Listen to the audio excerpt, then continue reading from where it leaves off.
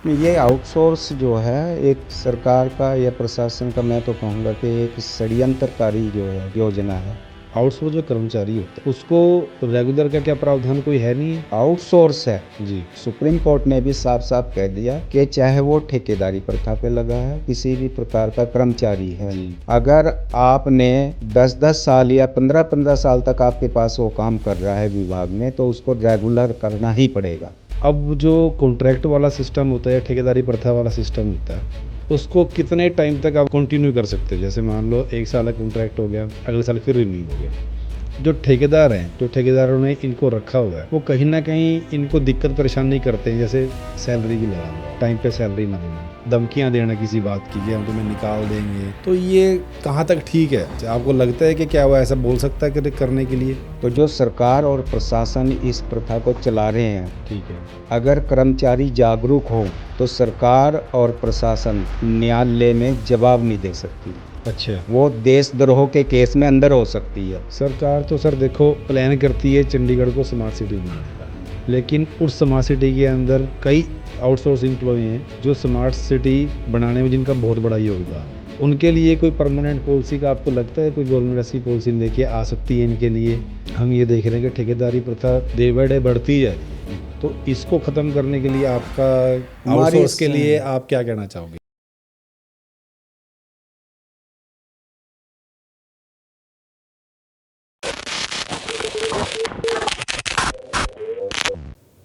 नमस्कार दोस्तों। तो आज जिस टॉपिक में बात करने वाला हूँ वो टॉपिक मेरे लिए भी काफ़ी इम्पोर्टेंट है और उन सभी आउटसोर्स कर्मचारियों के लिए इम्पोर्टेंट है जो चंडीगढ़ के अंदर काम कर रहे हैं, जिनके साथ शोषण हो रहा है एक्स्ट्रा काम करवा के, टाइम पे सैलरी ना मिलने से, और ऐसी बहुत सी समस्याएं जिनको वो किसी के सामने बता नहीं सकते। तो हम आज एक ऐसे संगठन से बात करने वाले हैं जो इन समस्याओं का प्रावधान काफ़ी टाइम से करता है और आगे भी कर रहा है। तो ज़्यादा बात ना करते हुए सीधा हम बात करेंगे उन कर्मचारी के अध्यक्ष से जो कि इनकी आवाज़ों को आगे रखते हैं। तो चलिए बात करते हैं अशोक जी से। नमस्कार अशोक जी। नमस्कार जी। अशोक जी, आज जिस मुद्दे पे हम बात करने वाले हैं वो मुद्दा काफ़ी चर्चित भी है और ज़रूरी भी है हमारे लिए बात करना, क्योंकि इसके बिना मैं नहीं मानता कि जो अगर हम इस चीज़ को क्लियर ना करें तो जितने भी चंडीगढ़ के अंदर आउटसोर्स कर्मचारी हैं उनकी बात कहीं ना कहीं अधूरी रह जाएगी।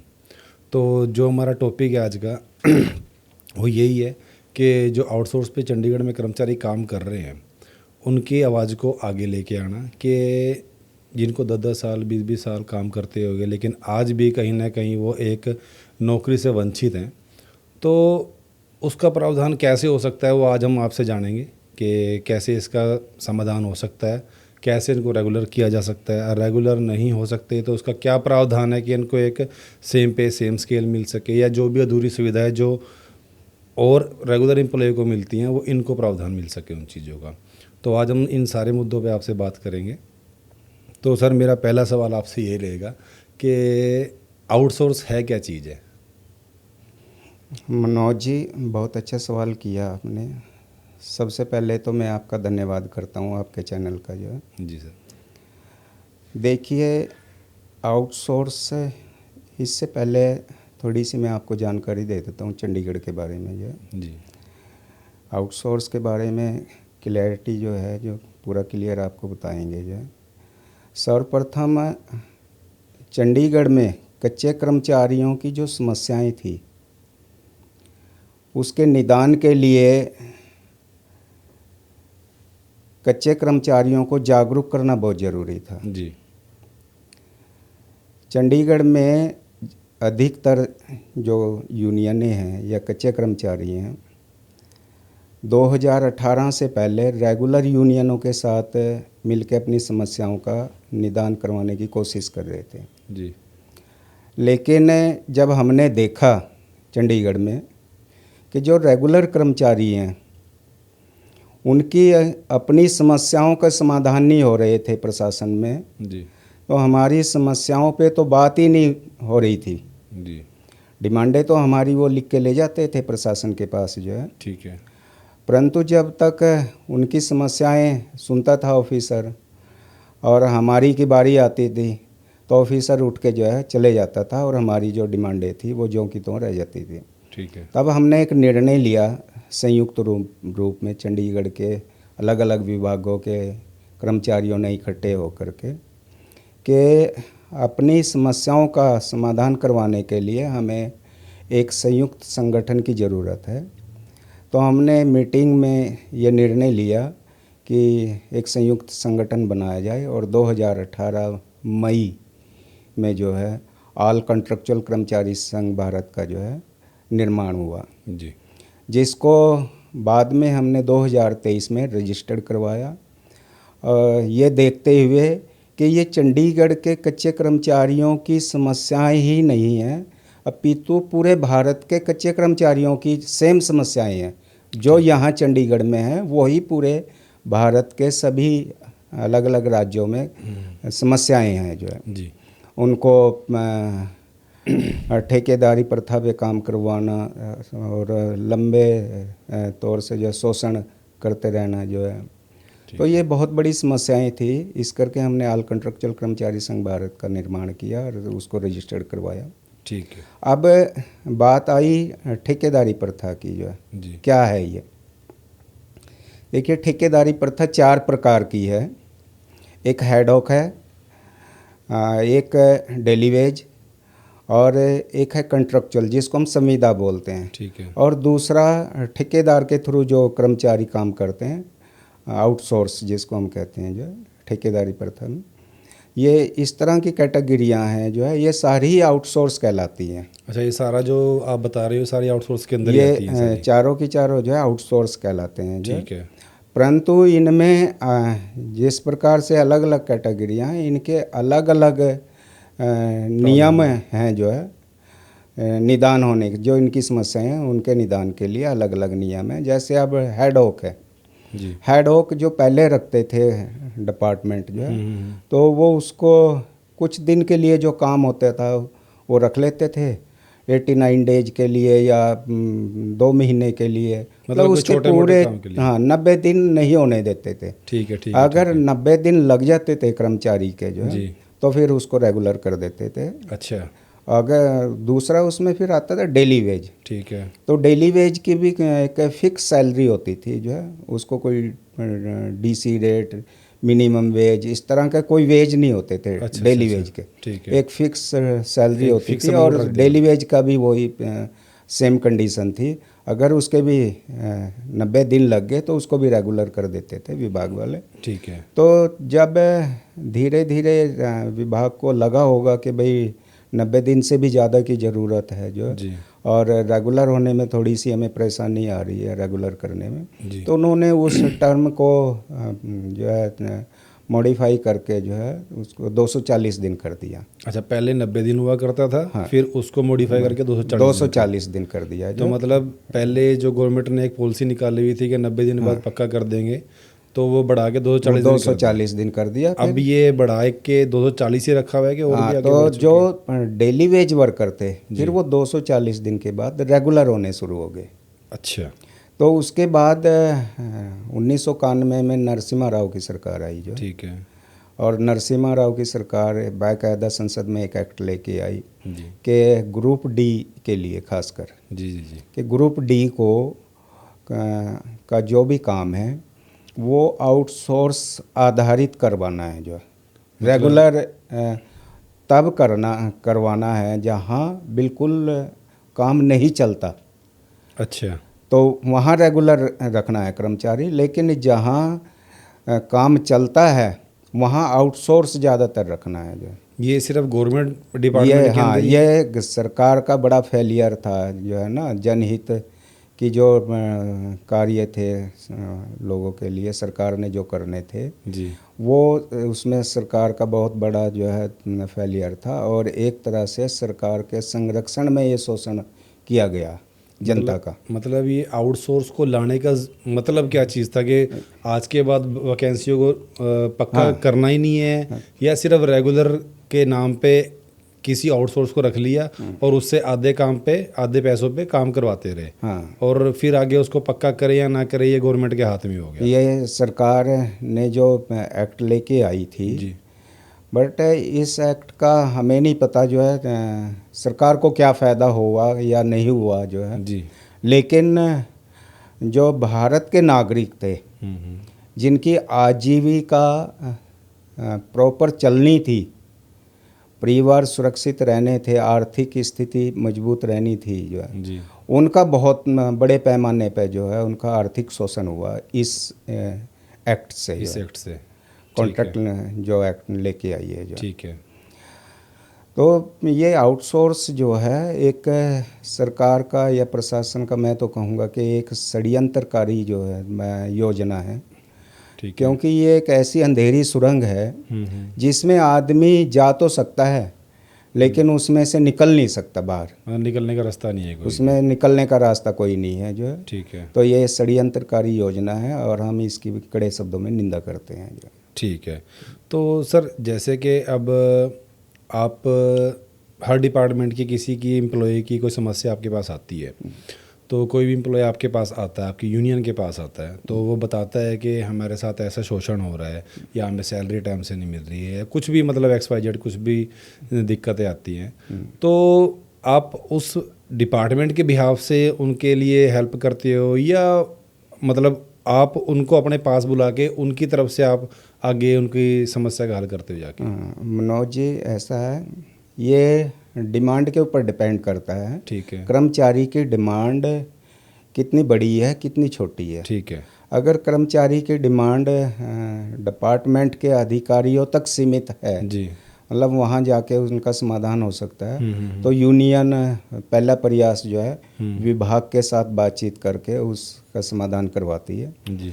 अगर डिपार्टमेंट के लेवल की वो डिमांड नहीं है, अब जैसा सपोज करो किसी कर्मचारी को जो है समान कार्य समान वेतन नहीं मिल रहा, तो मैं डिपार्टमेंट, और वहाँ एक डिपार्टमेंट में बहुत सारे कर्मचारी काम करते हैं अधिक संख्या में, तो उसके लिए जो डिपार्टमेंट का मुख्य अधिकारी है उसके अकेले के हाथ में वो चीज़ नहीं होती देने के लिए, जो उसने फाइल बनानी होती है और अपने जो ऊपर के जो अधिकारी हैं या फाइनेंस सेक्रेटरी तक उसको परमिशन लेनी पड़ती है उसके लिए।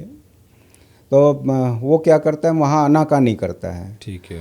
और कई अधिकारी तो ऐसे हैं कि हेल्प करते हैं कर्मचारी की जो है जी, जो उनकी समस्याएं बड़ी भी होती हैं उसके लिए भी हेल्प करते हैं, अगर उनके हाथ में नहीं होती तो वो उसे फॉरवर्ड कर देते हैं आगे जो जी।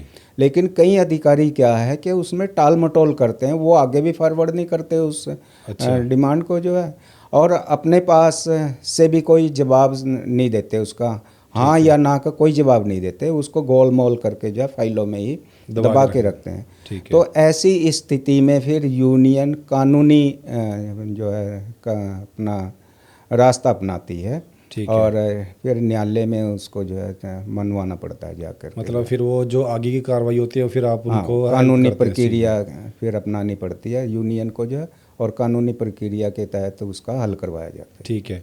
तो सर अभी तक आपके पास ऐसे कितने डिपार्टमेंट के जो लोग होंगे जो आपके पास अभी तक आ चुके हैं इन समस्या को लेके, और कितनों का समाधान आपने अभी तक करवा दिया है? देखिए, चंडीगढ़ में जितने भी डिपार्टमेंट है, चाहे वो हॉस्पिटल है, हेल्थ है, एजुकेशन है, बागवानी है, रोड है, कोई भी ऐसा कोई अछूता डिपार्टमेंट नहीं है जी जहाँ की समस्याएं नहीं आती है हमारे पास। जी। सभी कर्मचारियों की आती हैं जो, और बहुत सारी समस्याओं के समाधान करवाए हैं जी, जो डिपार्टमेंटली हो सकती थी, लेकिन जो डिपार्टमेंट ने नहीं मानी बातें जो है मांगे नहीं मानी जी, उनका हम कोर्टों में भी जो है पैरवी कर रहे हैं और कोर्टों में भी लड़ रहे हैं कर्मचारियों की समस्याओं के लिए, चाहे वो समान कार्य समान वेतन की मांग हो या फिर रेगुलाइजेशन की हो। ठीक है। तो इन सब के लिए हम जो है कानूनी प्रक्रिया का सहारा ले रहे हैं जो, और कोर्टों में लड़ रहे हैं इनके लिए। ठीक है। तो सर जैसे कि अब आउटसोर्स की हम बात करते हैं, आउटसोर्स जो कर्मचारी होता है उसको रेगुलर का क्या प्रावधान कोई है नहीं है? जब डिपार्टमेंट गवर्नमेंट उसको आउटसोर्स पे रख रही है अपने किसी काम करवाने के लिए, उसी जगह पे एक रेगुलर एम्प्लॉय भी वही काम कर रहा है और एक नॉर्मल आउटसोर्स एम्प्लॉय भी वही काम कर रहा है, तो फिर ये मेजर डिफरेंस क्यों रखा जाता है इस चीज़ के बीच में? ये जो मेजर डिफरेंस है, ये मैंने पहले भी बताया कि ये सरकार का और प्रशासन का बहुत बड़ा फेलियर समझ लो, या फिर ना करने की चाहत समझ लो सरकार की जो है। ठीक है क्योंकि इनका संवैधानिक हक है रेगुलर होना जो है। जी। और खासकर हम तो कानून बनाते नहीं हैं, नहीं एम्प्लॉय कोई बनाते। कानून नहीं बनाता। एम्प्लॉय तो सिर्फ कानून के तहत अधिकारों की अपने सुरक्षा चाहता है। तो जो सरकार ने कानून बनाए हुए हैं कर्मचारियों के लिए, या लेबर लॉ जो भी बनाए हैं, उनके तहत कर्मचारी अपनी मांग रखता है प्रशासन के सामने। ठीक है। और प्रशासन जब नहीं करता उनको, क्योंकि देखिए रेगुलर होना सबका अधिकार है जो जी।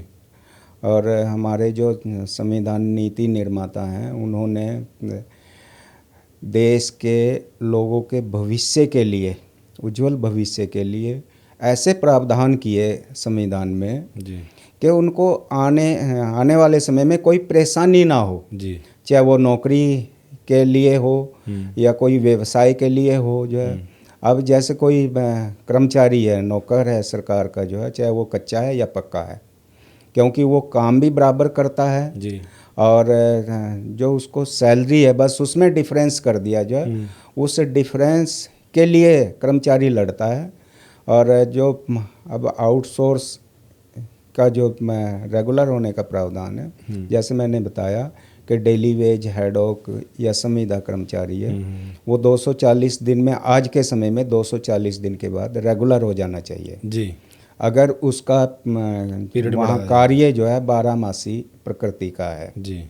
तो उसको रेगुलर कर देना चाहिए। अगर 12 मासी प्रकृति का कार्य नहीं है तो फिर उसको जो है हटा के जो है मतलब वो एक दिहाड़ी बेस रख सकते हैं जो है। लेकिन जहाँ 12 मासी के अधिकतर कार्य हैं जी, वहाँ रेगुलर कर्मचारी होना चाहिए, आउटसोर्स नहीं होना चाहिए। ठीक है। आउटसोर्स के लिए एक लिमिट है। अच्छा, आउटसोर्स की एक लिमिट बनाई हुई है, एक लिमिट है जो आउटसोर्स की जो है। कोई उसका ये नहीं है कि 20-20 साल तक आउटसोर्स चलाएंगे आप जो है। ओके। और क्योंकि ये फिर अगर आप इतने लंबे समय तक आउटसोर्स चलाएंगे तो ये संविधान की भी अवहेलना है, संविधान के प्रावधानों की अवहेलना है जी। और ये अवहेलना के साथ साथ जो व्यक्ति है और व्यक्ति से जुड़ा उसका परिवार है, उसका जो आर्थिक शोषण हो रहा है बड़े पैमाने पर, वो भी एक जो है कहीं ना कहीं प्रशासन उसमें दोषी है। ठीक है।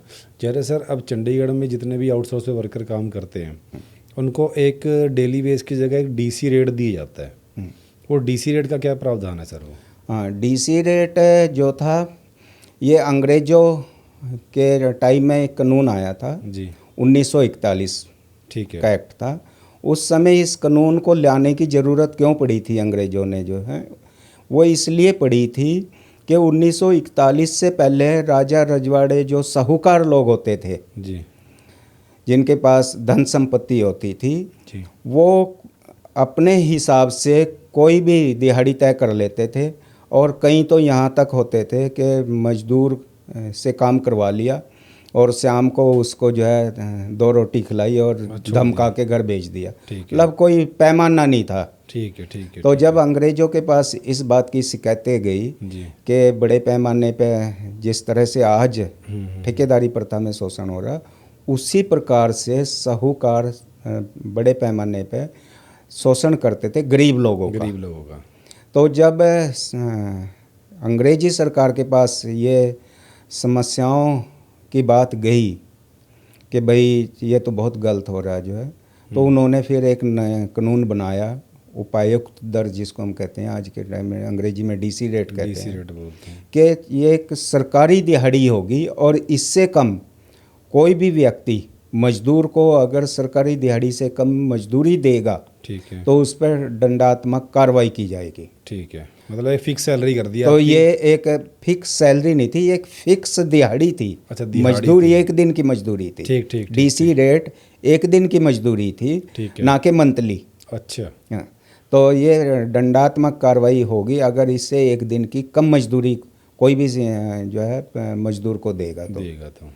तो ये 1900 एक्ट में डीसी रेट आया था, परंतु दुर्भाग्य है आज के शासन प्रशासन का जो है जी। कोई इसको मजदूरी को सैलरी बना दिया।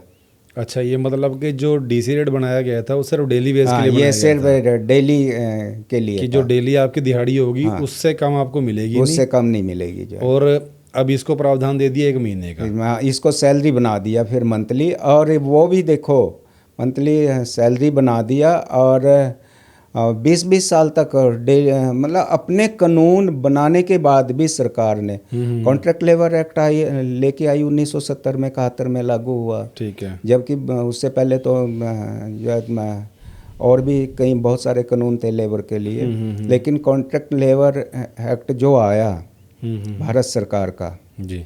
उसमें साफ साफ भारत सरकार ने प्रावधान किया धारा 25(5)(a) में जो है कि जहाँ 12 मासी प्रकृति का काम है वहाँ सेक्शन 10 का सहारा लेके जी। डिपार्टमेंट के अधिकारी जी। उसको समान कार्य समान वेतन देंगे। अच्छा, वो ये सैलरी होगी। ठीक है। जो डीसी रेट है वो डीसी रेट सैलरी नहीं, ये एक मजदूरी है, वेजिस है, दिहाड़ी है। ठीक है। जो इसको जो सैलरी आज बना के जो है कर्मचारियों को ठगा जा रहा है। ठगा जा रहा है। ठीक है, ठीक है। अच्छा सर, एक चीज़ और थी कि अब कई बंदे जो आउटसोर्स पे लगे हुए हैं, अब आपने एक बात कही है कि डेली वेज होता था, अडोक होता था, कॉन्ट्रैक्ट होता था, और एक चीज़ और बताई थी हाँ, आपने, ठेकेदारी पर था। ठेकेदारी पर था। तो सर अब आप कह रहे हो कि 240 दिन से ऊपर अगर वो काम ज़्यादा हो जाता, दिन ज़्यादा हो जाते थे, तो उसको रेगुलर में एक्ट में कंप्लीट कर दिया जाता था। लेकिन आज भी चंडीगढ़ के अंदर 240 तो छोड़ो, 2-2, 3-3, 5-5, 10-10 साल हो गए हैं, मतलब कि 15-15 साल, 20-20 साल वाले बंदे भी हमने देखे हुए हैं जो आज भी इस समस्या से जूझ रहे हैं।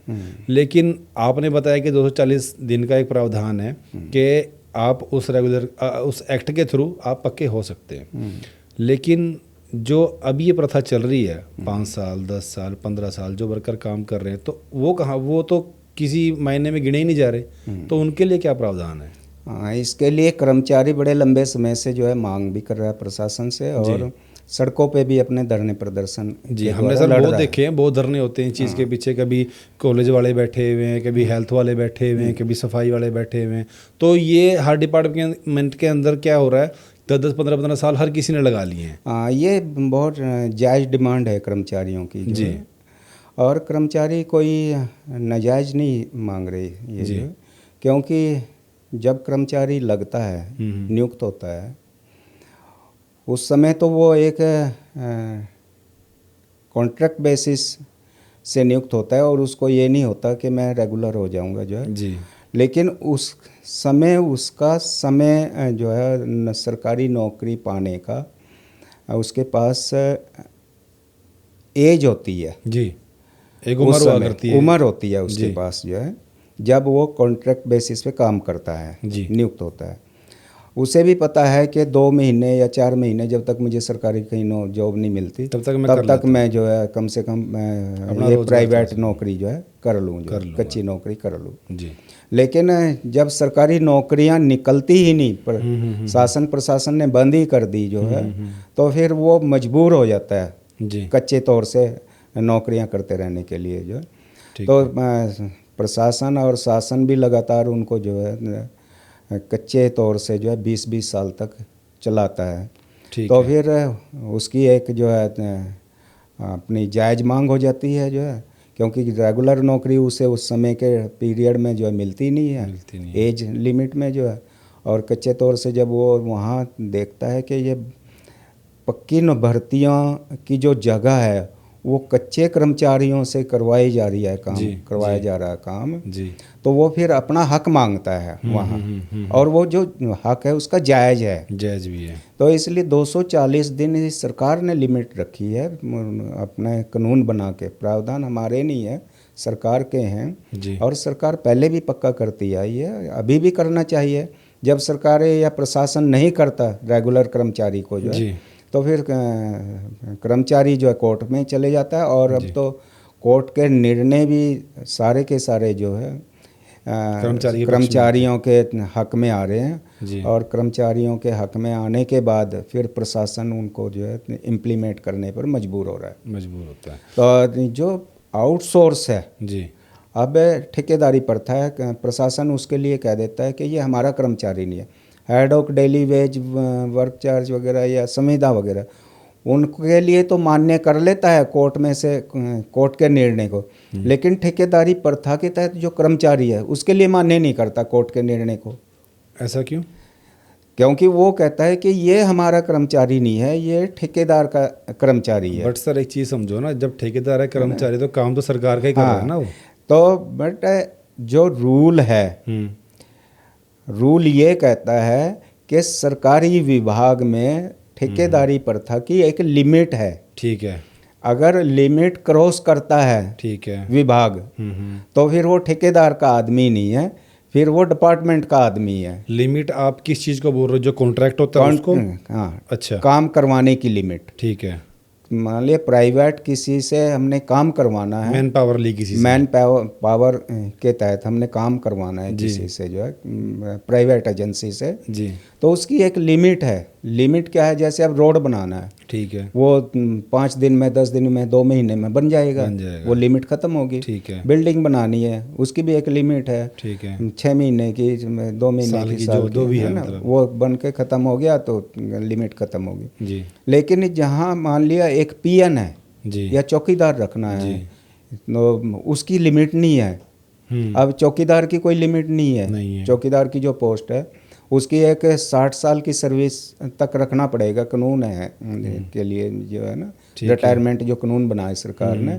क्योंकि चौकीदार का कोई ऐसा वो नहीं है कि भाई आज चौकीदारी करवा ली और कल को ज़रूरत नहीं है। ठीक है। ऐसे तो सर बहुत से डिपार्टमेंट है ना, ट्रांसपोर्ट डिपार्टमेंट लगा लो आप अपना, ठीक है, और सफाई कर्मचारियों का डिपार्टमेंट लगा लो अपना, मतलब इनमें तो रेगुलर आपको चाहिए। हाँ बिल्कुल, बहुत सारे लोग ऐसे हैं, बहुत सारे पोस्टें ऐसी हैं जिन पे मैन पावर लगातार चाहिए 12 मासी के लिए जी। और जहाँ 12 मासी जब कार्य है, चाहे वो ठेकेदार के थ्रू करवा रहे हो, आप प्राइवेट एजेंसी से करवा रहे हो, सरकारी विभाग का कार्य है, तो वो फिर सरकार का ही आदमी माना जाएगा। और जब सरकार का काम है, सरकार का आदमी है वो, आप किसी से भी करवाएं, जो है वो मैन पावर किसी से भी लें, तो उसको आर्टिकल 14, 16 और जो नीतियां हैं नीति निर्माताओं की 38, 39, 37 जो आर्टिकल है, उनके तहत उसको रेगुलर करना ही पड़ेगा आपको। अच्छा, ये मतलब प्रावधान है। हाँ, कि और इसके लिए अब तो कोर्ट भी खुल के सामने आ गया, जो है, ठीक है, न्यायालय हमारे जो है कर्मचारियों के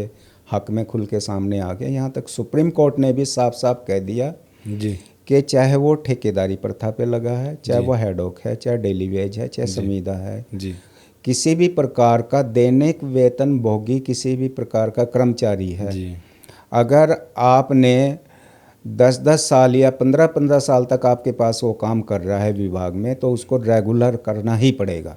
अच्छा, तो हम न्यायालयों का भी जो है, हाई कोर्ट का, सुप्रीम कोर्ट का, सभी का हम जो है धन्यवाद करते हैं कर्मचारी वर्ग ये जो आप बात बोल रहे हो ना, आउटसोर्स से कर्मचारी अगर इस बात को सुनेंगे ना तो बड़े खुश होंगे इस चीज़ से ले, क्योंकि उनको इस बात अधिकार है। उनको सर पता नहीं है इस चीज़ों के बारे में। जो चीज़ आप बता रहे हो ना भाई, किन किन एक्ट के थ्रू ये चीज़ें हो सकती हैं, उनको इस चीज़ के बारे में कुछ नहीं पता। 10 साल 15 साल जिन्होंने अपनी ज़िंदगी लगा दी इस डिपार्टमेंट के लिए, अब उनको आज भी ये डर रहता है कि कभी हमें निकाल ना दें, या आला अधिकारी जो कुछ होते हैं उनको परेशान करते हैं, जो आसपास के होते हैं उनको परेशान करते हैं, तो उनको अपने रूल रेगुलेशन के बारे में नहीं पता इस चीज़ के बारे में। शायद आपका ये जो पॉडकास्ट है देख के शायद उनको इस चीज़ का पता लग जाए भी हाँ कैसे हम रेगुलर हो सकते हैं। एक आस आपके पॉडकास्ट से मिल सकती है उन चीज़ों को। हम चाहते हैं कि सभी जागरूक हो अपने अधिकारों के लिए, जो है, और जब तक कर्मचारी अपने अधिकारों के लिए जागरूक नहीं होगा जी, तब तक उसके अधिकार सुरक्षित नहीं होंगे और उसकी कोई भी मांग जो है पूरी नहीं हो सकती। अच्छा, अधिकारों के लिए जागरूक होना, उसकी जानकारी रखना बहुत ज़रूरी है, और हमारा उद्देश्य यही है ऑल कॉन्ट्रेक्चुअल कर्मचारी संघ भारत बनाने का जी, कि कि हम अपने साथियों को, जो बेचारों, जिन लोगों का बड़े पैमाने पर शोषण हो रहा है, जी, उनको हम जागरूक करें। ठीक है, उनके अधिकारों के प्रति जो है। ठीक है, और जब वो जागरूक होंगे तो अपनी लड़ाई को सही दिशा में लेके जा सकते हैं, सही दिशा में लड़ सकते हैं। ठीक है।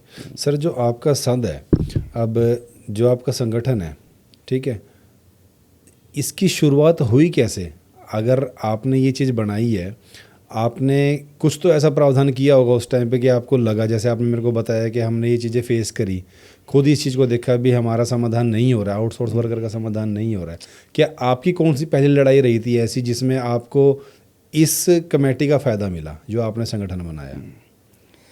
इस संगठन को बनाने का हमारा जो मोटिव था, उद्देश्य था, जो हमारा जो है, मैंने बताया कि 2018 से पहले जितने भी कच्चे कर्मचारी थे वो किसी भी विभाग का था, वो सरकारी जो कर्मचारियों की यूनियनें थी, चाहे वो फेडरेशन थी, चाहे वो डिपार्टमेंटली यूनियन थी, जो जी, उन्हीं के साथ अपनी समस्याओं का हल का हल करवाती थी जो है। और जो रेगुलर यूनियनें थी उन्हीं को बताती थी कि हमें ये समस्या है, सैलरी समय से नहीं मिलती थी, जो है नौकरी से निकाल दिया जाता था, नए बंदे को रख लिया, ये बड़ी समस्याएं थी जो है।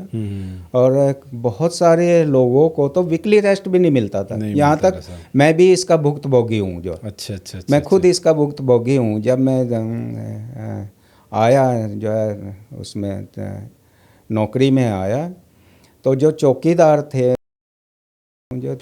थे उनको वीकली रेस्ट भी नहीं मिलता था। ठीक है। तो मेरे से पहले जो कर्मचारी लगे हुए थे, मेरे साथी लगे थे जो है, मैंने उनको कहा कि भाई वीकली रेस्ट तो सबका अधिकार है, ठीक है, बाकी छुट्टियां अगर नहीं मिल रही हैं तो कम से कम वीकली रेस्ट तो मिलना चाहिए। ठीक है। लेकिन जो दूसरे साथी थे उनको सारी वीकली रेस्ट भी मिलता था, बाकी छुट्टियां भी मिलती थी, पर चौकीदार एक ऐसे थे बेचारे को वीकली रेस्ट भी नहीं मिलता था। ठीक है। तो उन्होंने कहा कि तो ये अगर हम मांगते हैं तो फिर नौकरी नहीं जाने का खतरा रहता है। मैं कहा कोई बात नहीं, देखते हैं। तो मैंने पहले अपने हेड से जो है रिक्वेस्ट करी, ठीक है भाई हमें वीकली रेस्ट दिया जाए। तो फिर हेड ने जो है आनाकानी करी देने के लिए। तो फिर हमने अपने डिपार्टमेंट का जो सीनियर अधिकारी था, हमने उनको कहा और उन्होंने हमारी बात को सुना और उन्होंने हमें वीकली रेस्ट देना शुरू कर दिया। यहाँ तक कि वीकली रेस्ट के साथ साथ बाकी छुट्टियाँ भी देनी शुरू कर दी। तो हुआ क्या कि हम डिमांड करी तब जाके मिली है। अगर डिमांड नहीं करते, मांग नहीं करते, मिलनी नहीं थी, नहीं मिलनी। तो ये बहुत सारे कर्मचारियों को जो है इस बारे में नहीं पता, जिसके बारे में हम जागरूक करते हैं। और ये जो बनाने का, जो यूनियन बनाने का हमारा मतलब रहा, जो 2018 में हमने इसको बनाया, ऑल कॉन्ट्रेक्चुअल कर्मचारी संघ को, इसलिए बनाना पड़ा कि रेगुलर कर्मचारियों की अपनी समस्याएं नहीं हल हो रही थी। उनकी जो पेंशन की समस्या थी, जो है प्रमोशन की समस्या थी, जो है रेगुलर भर्तियां नहीं हो रही थी, वो बंद कर दी गई थी। तो जो रेगुलर कर्मचारियों की यूनियन जब प्रशासन से मीटिंग लेती थी तो सबसे पहले वो अपनी समस्या रखते थे उस प्रशासन के सामने, और लास्ट में जब हमारी बारी आती थी तो वो चले जाते, तब अधिकारी उठ के चले जाता था।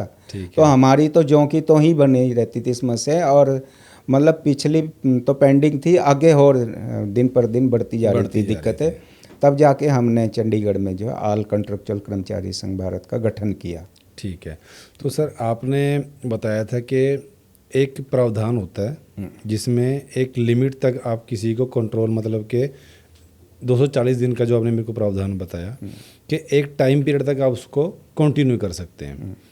अब जो कॉन्ट्रैक्ट वाला सिस्टम होता है या ठेकेदारी प्रथा वाला सिस्टम होता है, उसको कितने टाइम तक आप रेगुलर मतलब कंटिन्यू कर सकते हो? जैसे मान लो 1 साल का कॉन्ट्रैक्ट हो गया, अगले साल फिर रिन्यू हो गया, 2 साल हो गए, 3 साल हो गए, तो ये कितने साल तक बढ़ा सकते हो? और अगर ये कंटिन्यू बढ़ रहा है, 3 साल 5 साल से ऊपर हो चुका है, तो वो बाउंडेशन कहाँ तक है उस चीज़ की? हाँ, इसके लिए देखिए, जो आउटसोर्स है, जो है haddock daily veg work charge वगैरह, ये संविदा वगैरह, ये तो 240 दिन लिमिट होगी जो है। ठीक है। लेकिन जो एजेंसियों से हम काम करवाते हैं, हाँ, जैसे कोई ठेकेदारी प्रथा जिसको कहते हैं जी, उनसे अगर जब हम काम करवाते हैं तो लिमिट तो उसकी भी यही है, 240। ठीक है। लेकिन कई बार क्या होता है, मान लिया सपोज करो एक बिल्डिंग बनानी है, 240 दिन में नहीं बनी वो जो नहीं है, बनी। तो उसमें ज़्यादा समय लगता है जो है। ठीक है। या फिर बहुत सारे ऐसे काम हैं जो है जो 240 दिन से भी ज़्यादा हो जाते हैं। हैं। ठीक है। और लेकिन यह है कि वो 12 मासी प्रकृति का कार्य नहीं हो। ठीक है। यहाँ मतलब रेगुलर मान ना लिया चले बस जिस वो। तरह एक रेगुलर कर्मचारी है हम्म। और उसकी रिटायरमेंट एज 60 साल रखी है सरकार ने, जी। उस तरह का कोई कार्य ना हो, ठीक है। वो लिमिट का कार्य हो, ठीक है। तो उसमें बढ़ा सकते हैं 240 दिन से। ठीक है। तो वो प्रशासन के हाथ में है जो है, वो ठीक है। कर सकता है, क्योंकि शासन प्रशासन चलाना है, हम्म। तो उसमें उनका अधिकार है वो जो है। अधिकार है। तो वो ज़्यादा से ज़्यादा 3 साल। अच्छा, 3 साल तक बढ़ा हाँ, सकते हैं इस चीज़ सपोज को। करो अब कोई पोस्ट भरनी है, ठीक है। और प्रशासन के पास भी बहुत सारे काम होते हैं, जी। उस पोस्ट को 240 दिन में नहीं भरा गया जो नहीं है, भरा गया। तो प्रशासन उस काम को चलाने के लिए उसे आदमी भी चाहिए और उस पोस्ट के लिए समय भी चाहिए भरने ठीक के है। लिए। तो उसमें जो है ऐसी स्थिति में जो है वो उस कच्चे कर्मचारी से आगे काम ले सकता है। ठीक तो है। वो फिर 3 साल लास्ट है उसका जो है। जी। अगर 3 साल से ऊपर टप जाता है, जी। फिर वो या तो जो जिस पोस्ट पे वो काम कर रहा है वो पोस्ट जो है वहाँ से ख़त्म हो जाएगी, या फिर उस पोस्ट पे उस कर्मचारी को रेगुलर करना पड़ेगा अच्छा। वहाँ पे। ठीक है। क्योंकि 5 साल के बाद तो वैसे भी ग्रेजुएटी का हकदार हो जाता है जो है। ठीक है। और उन चीज़ों को देखते हुए सुप्रीम कोर्ट अब जो है बहुत अच्छे फैसले दे रहा है कर्मचारियों के हक में जो है, क्योंकि बहुत सही है, कानूनी जो हक हैं वो मिलने चाहिए जो है नागरिकों को जो है। और कानूनी जो अधिकार हैं वो फिर उसकी एक लिमिट है, कानूनी अधिकार लिमिट, कच्चे कर्मचारी की लिमिट क्रॉस होने के बाद वो उसका हक बनता है मतलब रेगुलर का। अगर कोई 3 साल का कॉन्ट्रैक्ट से ऊपर हो गया या 5 साल उसको हो चुके हैं कॉन्ट्रैक्ट को रिन्यू करते ही करते, हाँ, 5 साल के बाद वो ग्रेजुएटी का हकदार है, ग्रेजुएटी और वो गवर्नमेंट से डिमांड कर सकता है एक एक्ट के थ्रू के भाई मेरे को 5 साल हो गए हैं, अब मेरी उम्र भी नहीं है आगे मैं किसी गवर्नमेंट जॉब में अप्लाई कर सकूं, मेरी उम्र भी नहीं रही है और 5 साल मेरे को हो चुके हैं इसी पोस्ट के अंदर काम करते हैं। कॉन्ट्रैक्ट की जो सीमा है वो 3 साल तक की होती है, तो अब वो रेगुलर के लिए अप्लाई कर देगा, ठीक है, वो उसका हकदार बन चुका है। लेकिन जो ठेकेदार हैं, जो ठेकेदारों ने इनको रखा हुआ है, वो कहीं ना कहीं इनको दिक्कत परेशानी करते हैं। जैसे सैलरी की लगा लो आप, टाइम पे सैलरी ना देना, सैलरियों में उतार चढ़ाव करना, किसी का पैसा डाल दिया नहीं डाला, लेट डाल दिया सुबह डाल दिया, तो मतलब धमकियां देना किसी बात की कि हम तुम्हें निकाल देंगे। तो ये कहाँ तक ठीक है ठेकेदारों की तरफ से? आपको लगता है कि क्या वो ऐसा बोल सकता है करने के लिए? देखो, उसको हक है चीज़ आपको कहने एक आपके माध्यम से जो देश के कच्चे कर्मचारी हैं जी खासकर ठेकेदारी प्रथा पे लगे हुए हैं जी और चंडीगढ़ के, जी उनकी जानकारी के लिए एक इंटरेस्टेड चीज़ बताता हूँ जिनको पता नहीं है बेचारों को जो जी ठेकेदारी प्रथा, जो पहले ही मैंने कहा कि एक ये शोषणकारी प्रथा है जो है, ठीक है, और बड़े पैमाने पे शोषण होता है जी ठेकेदारी प्रथा में जो।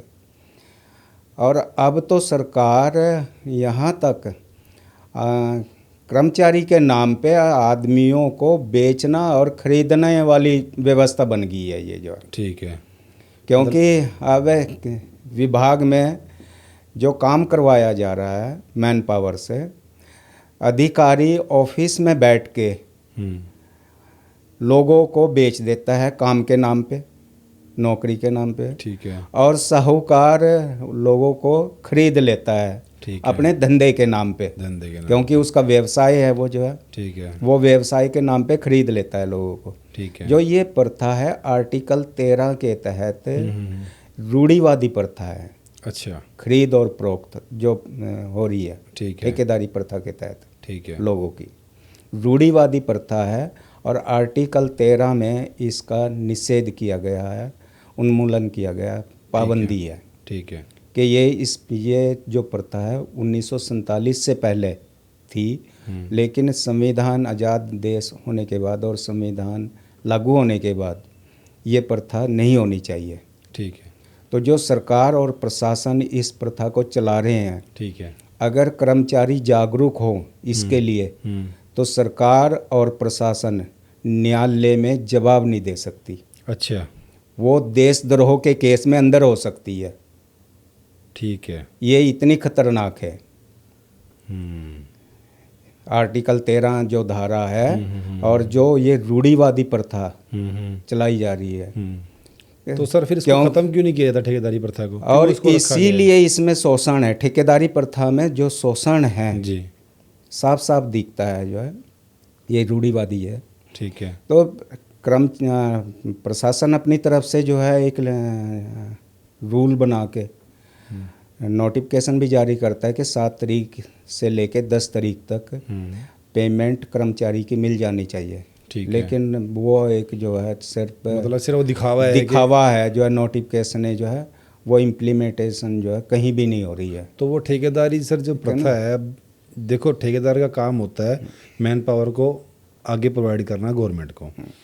अब गवर्नमेंट से उसको पैसा आए या ना आए, ये ठेकेदारी का एक काम होता है। अगर जितने भी एम्प्लॉयज़ के अंदर काम कर रहे हैं ना, उनको एक टाइम पे सैलरी देना, लेकिन वो टाइम की बाउंडेशन वो डाल देता सरकार के ऊपर कि सरकार ने मुझे पैसा नहीं दिया तो मैं आपको पैसा नहीं दे सकता।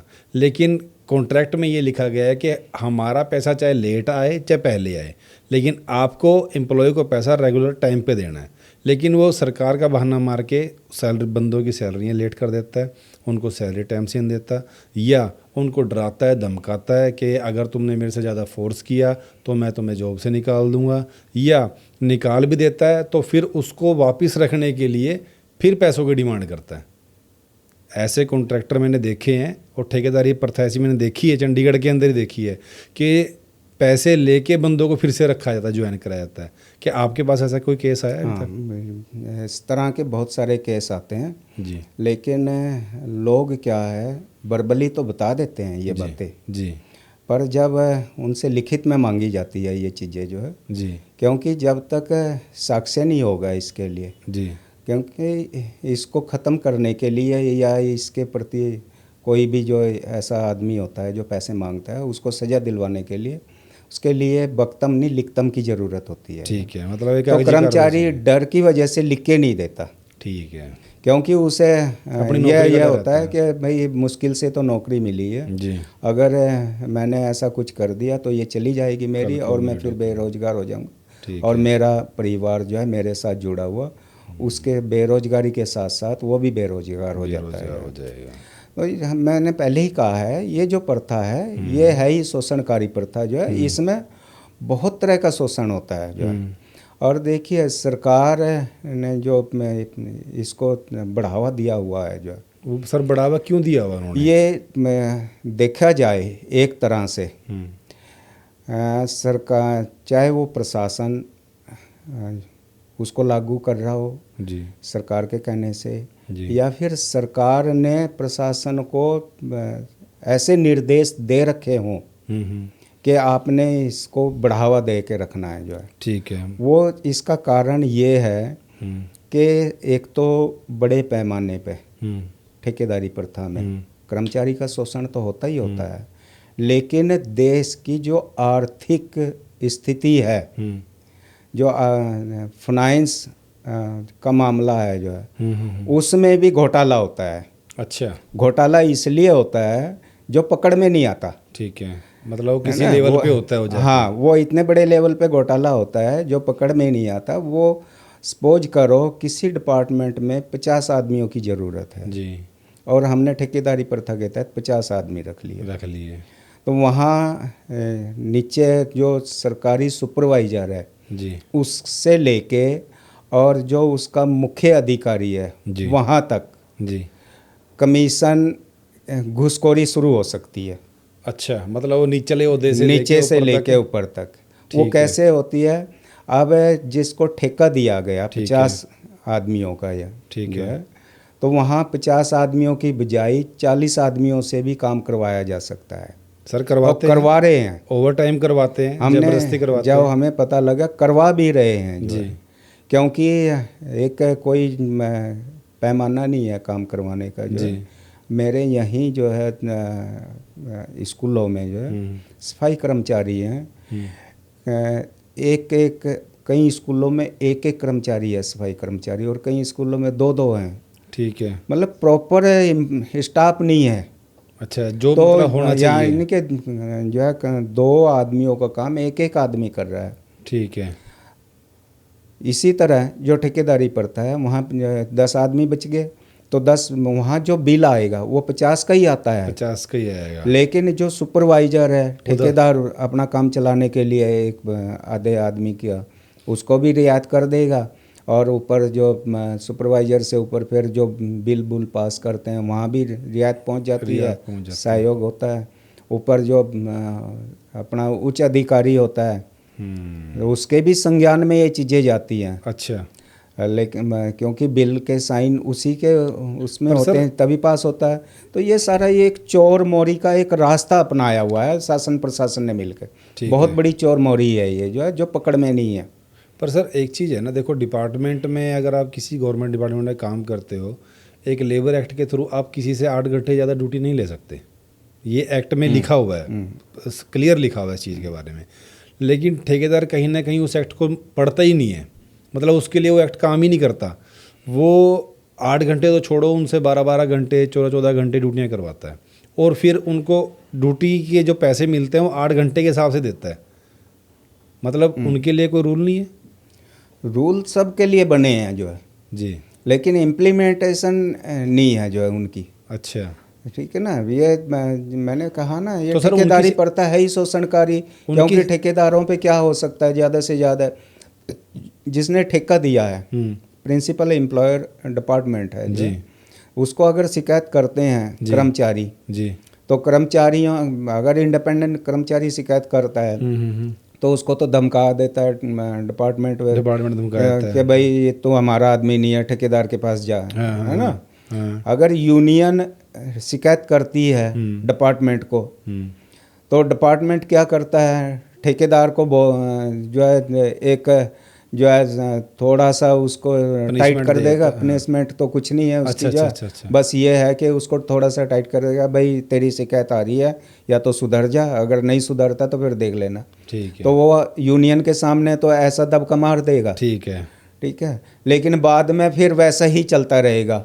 अच्छा, तो सर इसके समाधान के लिए फिर वो एम्प्लॉय कहाँ जाए? तो इसके समाधान के लिए फिर एम्प्लॉय जो है, जब यूनियन की भी डिपार्टमेंट नहीं सुनता ना बार बार कहने के बावजूद, या जी।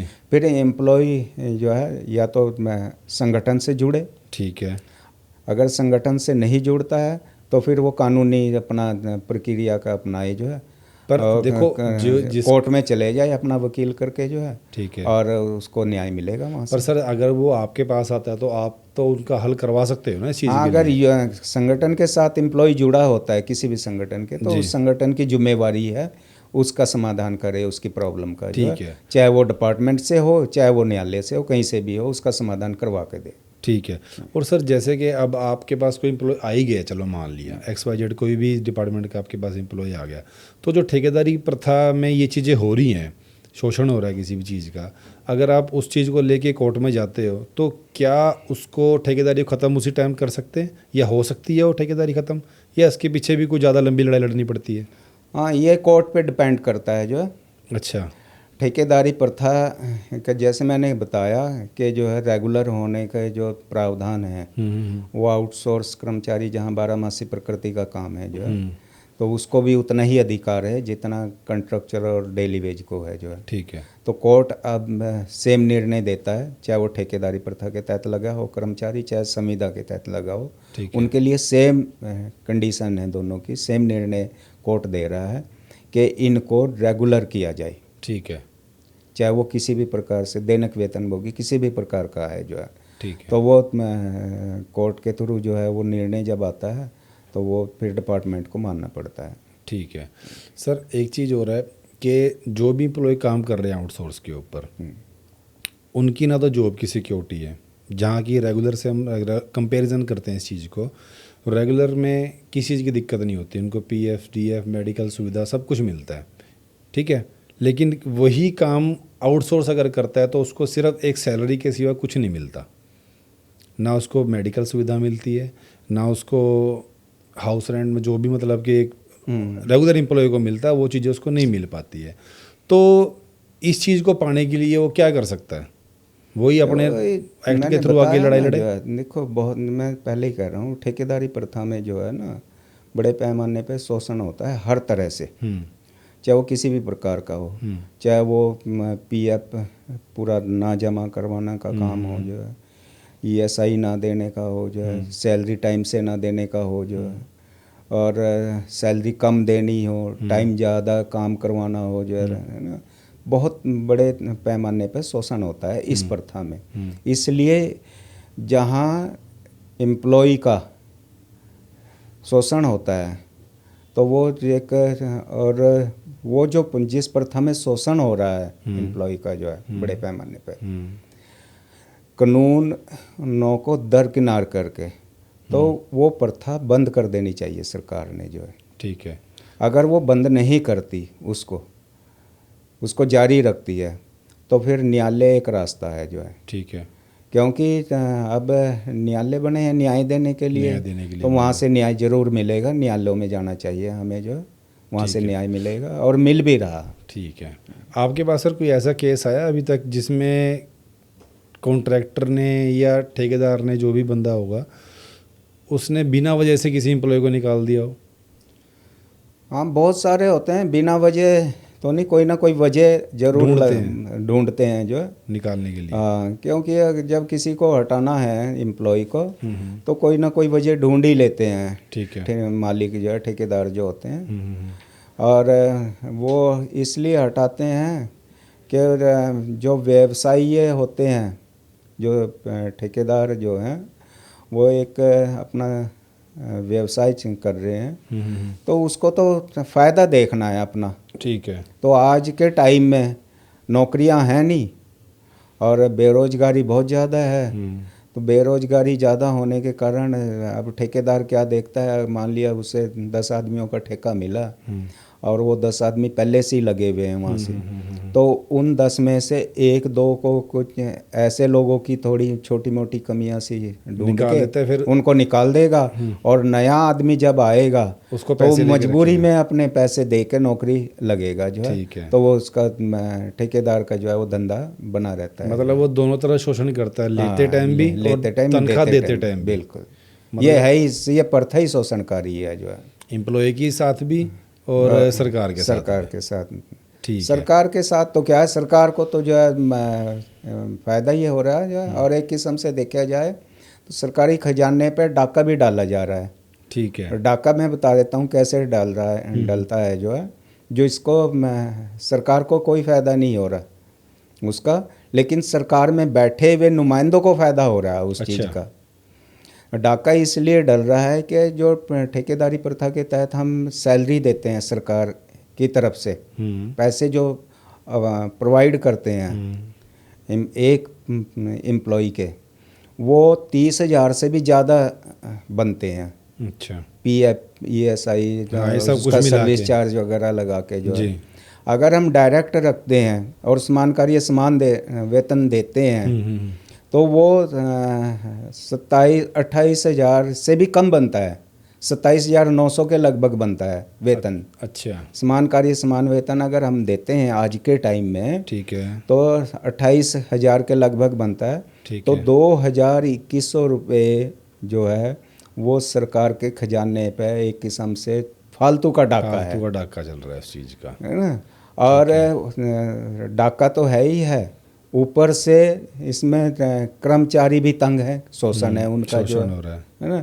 तो ये सारी प्रथा को अगर हम बदल के, जो है सही जो कानून के आधारित प्रथा है, जो है उसको अगर हम लागू करें कानून आधारित, उसमें जो है सरकार का पैसा भी बचेगा और एम्प्लॉय का शोषण भी नहीं होगा। सरकार तो सर देखो प्लान करती है चंडीगढ़ को स्मार्ट सिटी बनाने का, ठीक है, लेकिन उस स्मार्ट सिटी के अंदर ऐसे कई आउटसोर्स एम्प्लॉय हैं जो स्मार्ट सिटी बनाने में जिनका बहुत बड़ा योगदान है। 12,000 के समथिंग एम्प्लॉय हैं या 18,000 के समथिंग एम्प्लॉय हैं जो आउटसोर्स पे काम करते हैं चंडीगढ़ के अंदर। उनके लिए कोई परमानेंट पॉलिसी का आपको लगता है, कोई गवर्नमेंट ऐसी पॉलिसी लेके आ सकती है इनके लिए कि इन एम्प्लॉय का कुछ समाधान हो सके? नहीं, अभी तक तो नहीं कोई उम्मीद लग रही जो है। अच्छा। क्योंकि बहुत सारी जो है अधिकारी यहाँ से बदल भी चुके हैं जो है, और नए भी आए हैं जो है। ठीक है। लेकिन शुरू से ही यूनियनें लगातार प्रयास कर रही हैं ठीक है कि कर्मचारियों को जो है समस्याओं से बचाया जाए और सरकार को इनके लिए पॉलिसी लाए नौकरी सुरक्षा के लिए जो है। ठीक है। पर यहाँ चंडीगढ़ में तो कोई उम्मीद नहीं है। अच्छा, कोई उम्मीद नहीं है ही प्रशासन नहीं। से जो है। और कई बार तो उच्च अधिकारियों ने साफ मना कर दिया कि ऐसी कोई पॉलिसी बन ही नहीं सकती। सर मतलब जब पॉलिसी बन नहीं सकती तो फिर ये समझा जाए कि ये शोषण जो है लगातार चलता रहेगा इसी तरह। तो फिर अब तो कर्मचारियों के पास एक ही रास्ता है कि शासन से तो कोई उम्मीद है नहीं। ठीक है। प्रशासन से भी कोई उम्मीद नहीं है। ठीक है। जब इनसे उम्मीद ही नहीं है तो फिर कोर्ट ही एक रास्ता है, न्यायालय में जाएं और वहाँ निर्णय जो है इनके पक्ष में आएगा, न्याय जरूर मिलेगा जो है। ठीक है। और बहुत सारे कर्मचारियों को मिल भी चुका है न्याय। अच्छा, चंडीगढ़ के अंदर ही? चंडीगढ़ के अंदर। ठीक है, चलो ठीक है सर। अब एक चीज़ और है, आपके चंडीगढ़ के आसपास 3 स्टेट लगती हैं, अपना पंजाब लगता है, हरियाणा लगता है, हिमाचल लगता है। 2 स्टेट के अंदर गवर्नमेंट की पॉलिसी अच्छी चलती हैं जो आउटसोर्स के लिए है। अभी हरियाणा में एक हाल में एक पॉलिसी आई है, उसके लिए आप क्या कहना चाहोगे?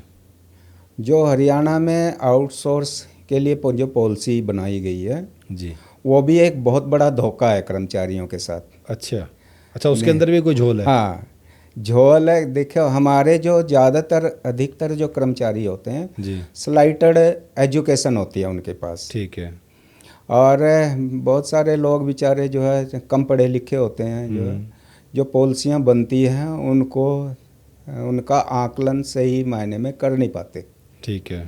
और जो लोग आकलन कर लेते हैं पॉलिसियों का, जी, समझ लेते हैं उनको जो है, तो वो तो विरोध कर लेते हैं। ठीक है। लेकिन जो उनका समझ नहीं पाते पॉलिसियों को, जी, वो विरोध नहीं करते, वो उनको अच्छा मानते हुए जो है सरकार की तारीफ करते रहते हैं। बट सर अभी हमने सुना है कि जो सरकार पक्के कर रही है सबको, या पक्के की एक उम्मीद जगा दी है सबके अंदर, तो क्या वो पॉसिबल है? अगर वहाँ हो सकता है, फिर यहाँ क्यों नहीं हो सकता? सब जगह नहीं है ये अच्छा, पक्के करने का। अब जैसा आपने हरियाणा का पूछा जो है जी, नज़दीक का जो स्टेट है जी, हरियाणा का आपने पूछा, जो पॉलिसी बनाई है रोजगार कौशल रोजगार निगम जो बनाया जो है, उसमें क्या है, जब आप उस पॉलिसी को पढ़ के उसको सही ढंग से समझोगे जी, सरकार खुद ठेकेदार बन गई उस पॉलिसी के तहत।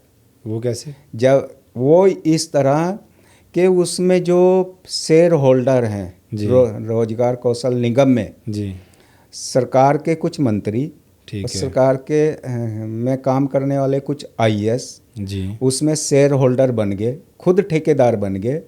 शेयर होल्डर कैसे सर? मैं समझा नहीं। शेयर होल्डर इस तरह कि उनको जो सैलरी है कर्मचारियों को वो डीसी रेट ही मिल रहा है।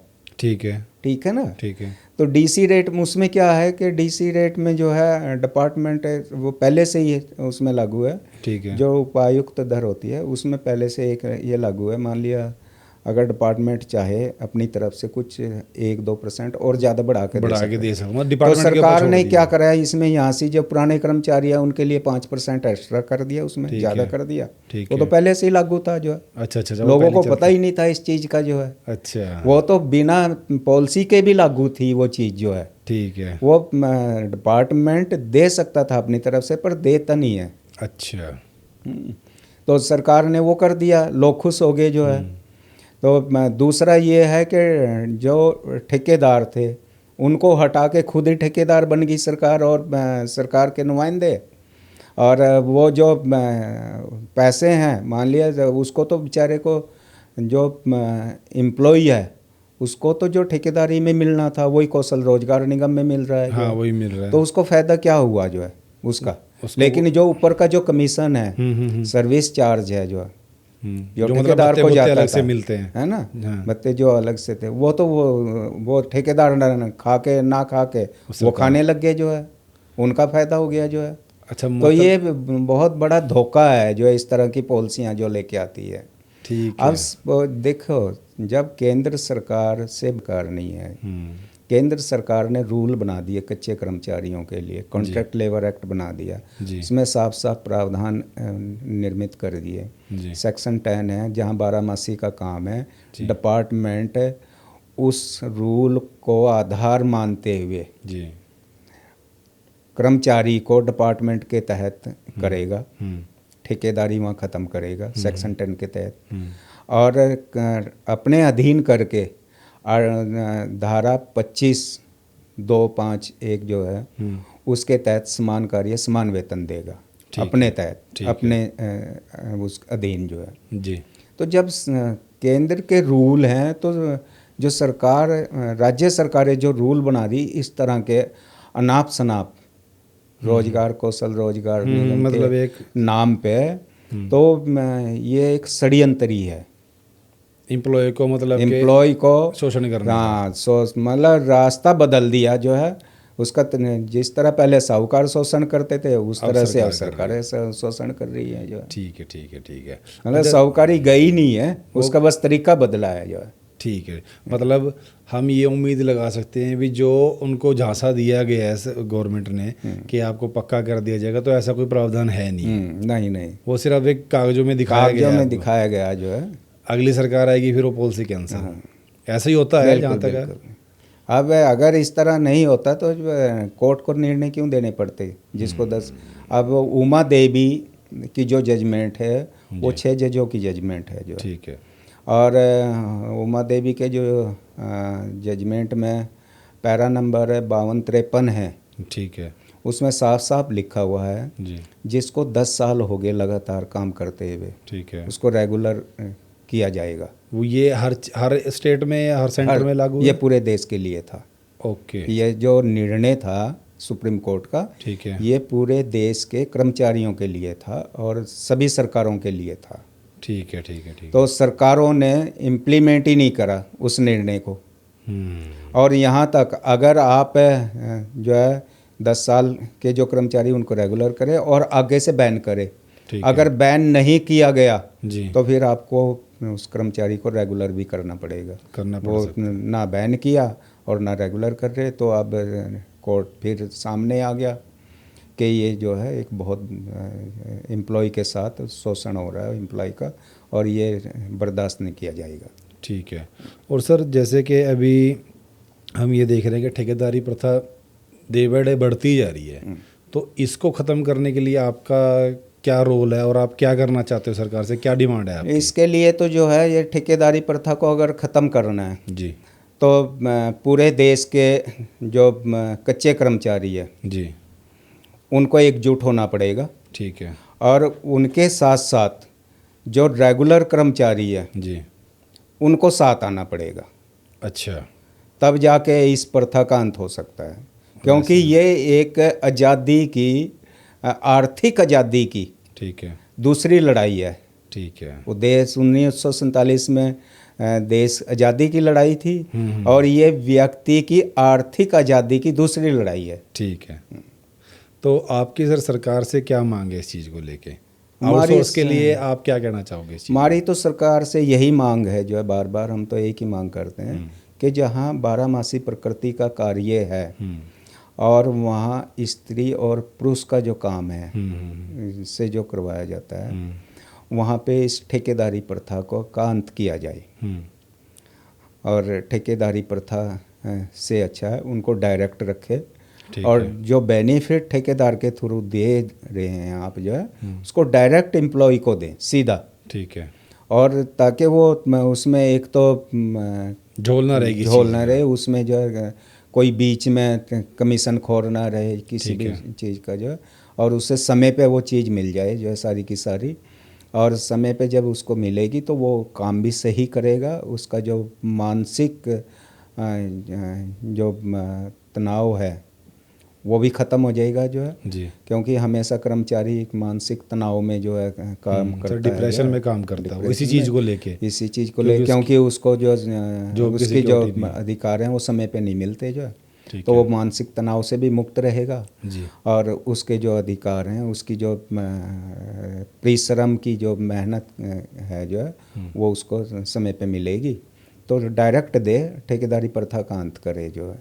ठेकेदारी प्रथा वहीं तक ठीक है जहाँ तक ठीक है, लिमिटेड काम वो लिमिट का काम है जो है, ठीक है। लिमिट के बाहर का काम जो है उसको बंद कर देना चाहिए ठेकेदारी में। ठीक है। तो सर आउटसोर्स कर्मचारी को आप क्या कहना चाहोगे? आउटसोर्स कर्मचारियों का से मेरा तो एक ही निवेदन है कि अगर आप ठेकेदारी प्रथा का अंत चाहते हैं तो संगठन जो हैं, जो आपके लिए कार्य कर रहे हैं, उनके साथ जुड़ें। ठीक है। जब तक आप संगठनों से नहीं जुड़ोगे, कर्मचारी संगठन जितने भी हैं, और एक चीज़ का ध्यान रखें, आज के टाइम में बहुत सारे संगठन कर्मचारियों को के जो बने हुए हैं, वो संगठन भी कुछ शोषण कर रहे हैं कर्मचारियों का। हाँ, पैसे ले लेते हैं, ठीक इकट्ठा है कर ना? लेते हैं किसी और उनसे फीस तो ले लेते हैं जी। और फीस के से कुछ और दूसरे कामों के नाम पे भी और एक्स्ट्रा पैसे वसूल लेते हैं। जी जी और जी वो जी। काम करके देते नहीं। जी। तो उनको भी थोड़ा सा जो है, उनसे भी फ्रेज रखें जो है, और जो आपके पारदर्शिता जितनी के बड़ी रहे। तहत काम कर रहे हैं संगठन, उनके साथ जुड़ें जो है कर्मचारी, और उनके साथ जुड़ के अपनी समस्याओं का निदान करवाए जो है। ठीक है सर। तो सर अच्छा लगा आपसे बातचीत करके आउटसोर्स के बारे में। तो आशा है कि इस पॉडकास्ट को सुन के काफ़ी आउटसोर्स कर्मचारियों को राहत मिलेगी कि हाँ, हमारा भी कुछ आगे प्रावधान हो सकता है और किस एक्ट के थ्रू हम इस कार्य को आगे कर सकते हैं। तो सर बहुत बहुत धन्यवाद आपका भी बहुत बहुत धन्यवाद।